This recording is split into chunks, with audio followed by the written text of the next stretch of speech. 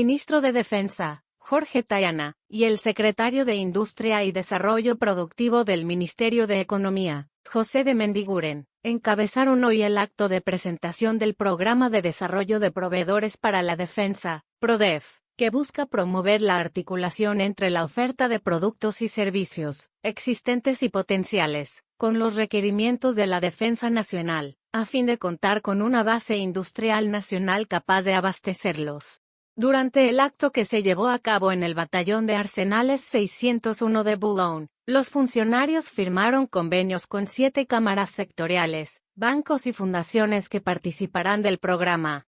El PRODEF tiene como objetivo fomentar la industria nacional, fortalecer el vínculo entre las empresas nacionales y el área de la defensa. Contempla la elaboración de una base de datos actualizada de los proveedores de los organismos y entidades del área de defensa. Además, esta iniciativa establece realizar un relevamiento, evaluación e identificación de las empresas que componen la base industrial de la defensa, a partir de la elaboración del Registro de Proveedores para la Defensa, REPRODEF.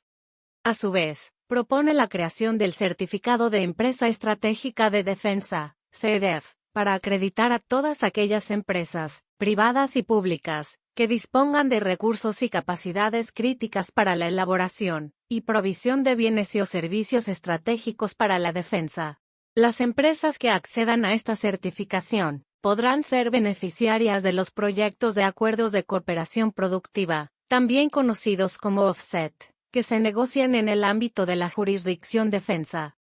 A través de estos instrumentos las industrias podrán acceder a contrataciones más transparentes y competitivas para la industria y las FAA, competir en licitaciones y contrataciones para las empresas acreditadas como empresas estratégicas de defensa, solicitar financiamiento de entidades públicas y privadas para proyectos de defensa, tales como el Programa de Desarrollo de Proveedores de la Secretaría de Industria, el financiamiento de la Agencia I+D+I y los bancos BAPRO, el BICE y el Credicoop, acceso a acuerdos de cooperación productiva, offsets, en el marco de las compras al exterior, y participar de acuerdos de cooperación productiva, offsets, el apoyo del Ministerio de Defensa mediante acciones promocionales tales como participar en catálogos, ferias, rondas de negocio, entre otros.